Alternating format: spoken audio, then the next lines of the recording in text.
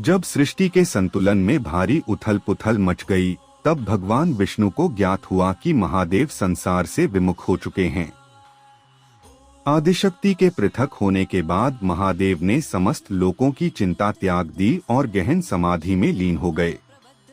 परंतु नारायण जानते थे कि महादेव केवल वैरागी नहीं, बल्कि पशुपति हैं, जो किसी भी जीव पर अन्याय सहन नहीं कर सकते। संसार की लीला को आगे बढ़ाने के लिए विष्णु ने गरुड़ देव को आदेश दिया कि वह नागों को भय दिखाए। नारायण की आज्ञा पाकर गरुड़ ने नागलोक में जाकर नागराज वासुकी पर आक्रमण कर दिया। भीषण युद्ध छिड़ गया। गरुड़ की शक्ति के आगे वासुकी पराजित होने लगे और अंततः उन्होंने महादेव को पुकारा। वासुकी की करुण पुकार सुनकर महादेव समाधि त्याग कर युद्धभूमि में प्रकट हुए और गरुड़ को नागराज को छोड़ देने का आदेश दिया।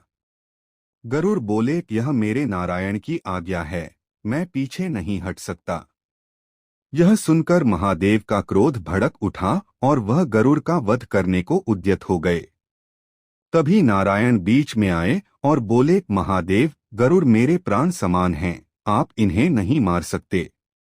यही से नारायण और महादेव के बीच भयंकर युद्ध आरंभ हो गया। देवता, दानव और समस्त लोग थर्रा उठे।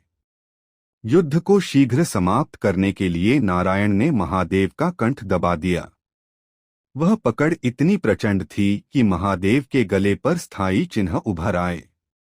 इसी कारण महादेव सितकंठ कहलाए। क्रोध में आकर महादेव ने अपने त्रिशूल से नारायण की छाती को भेद दिया।